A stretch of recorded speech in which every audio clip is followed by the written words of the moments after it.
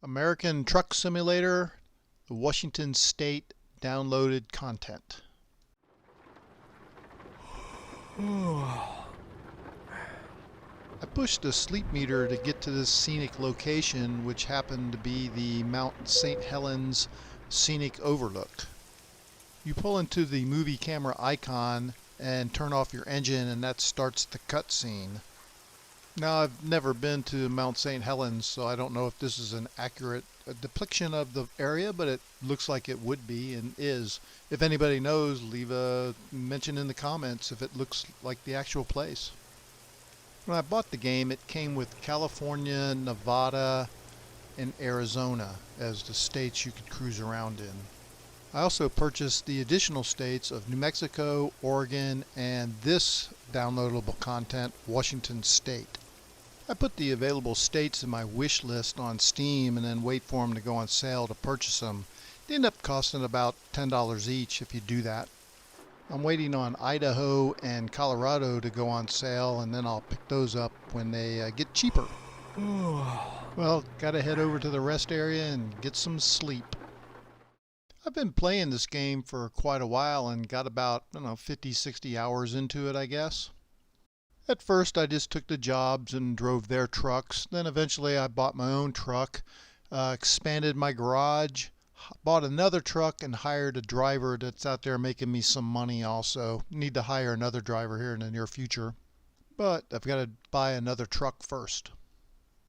The game is nice in that you can drive around the country, get to a certain area, just save the game, and you come back and pick it right up. So it's something you can just play over and over again and always go somewhere different. Now I just play the game using a game controller hooked up to my computer. It would be nice to have a standalone steering wheel driving setup, but I just don't have the room really. I want to commit to that size of a setup.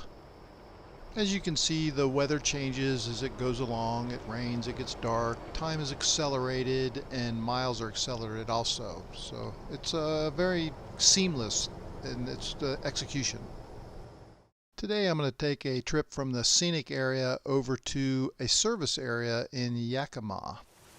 As you can see, I'm not pulling any load right now, so that means I'm not making any money as I'm driving around. You can get jobs on the road by driving up to the icons at local businesses and seeing what jobs are offered at the time and where they go, and if you decide to take that job. You can customize your trucks and your trailers, which is the reason I'm heading over to the service center. I bought the pack that gives you things you can put in your interior, so I'm going to decorate the interior of my truck. There's lots of things like that that you can do. You can also go and take photographs of different areas and visit different areas, and it gives you, points for doing that.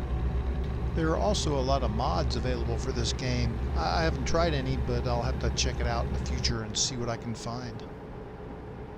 To get to the Mount St. Helens scenic area, the only way to get here is to go down the rough dirt road that you have to drive down for a few miles. Not too bad, but you gotta have a good truck to take the damage. You make more money with the longer haul that you make, and also things like hazardous or fragile cargo make a difference too. Now, I'm a fan of racing games, but this is not a racing game. You're not racing. You're driving the speed limit or a little below, hauling these massive loads down the road, and having to keep an eye out for crazy drivers and closed lanes and the cops. I find that it's best to be totally rested up and fueled up before you take on a job. Some of the jobs have tight delivery times, and if you're late, they cost you a lot of money. You can also level up your skill and earning levels by increasing your skill training in hazardous cargoes, things like that. And here I'm coming into Yakima. You really got to be careful when you get into town, because as you see, there's a cop right there, and if you're speeding when he's around, they will write you a ticket. Or if you run a red light without a cop around, it will write you a ticket also. And if you hit something, it'll charge you a fine for collision, and you also have to pay to repair your truck, but it is insured, so it costs less than the total repair cost is. You can speed and not get caught. I've driven really fast for a number of miles to make up some time and didn't get a ticket, so it can happen, but they will write you a ticket. I'm now driving with the big mirrors off and the navigation, the larger navigation off, just so you can see a little better. You can bring those up if you'd like, and it just kind of hogs the screen a little bit, but I like to see the scenery some more, so if I can drive without them, I'll drive without them. Just like real life, it's tough to keep your eye on the road and also enjoy the scenery, so you have to kind of watch it when you do look at things.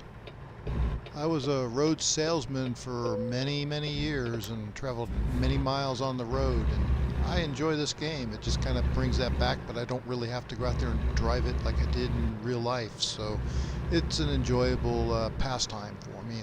Let me put it that way. Well, here I am at my destination, the mechanic shop, and it's also a dealer of some kind. I forget, Volvo, whatever.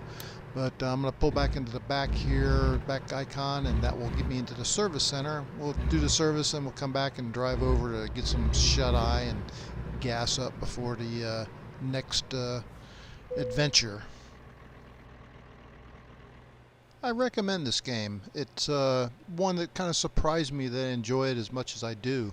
And I have to say that with the addition of the upcoming Texas and expansion packs, it really gives you a lot to view and a lot of value. Well, it's time to bed down, and thanks for watching this video, and we'll see you on the next one.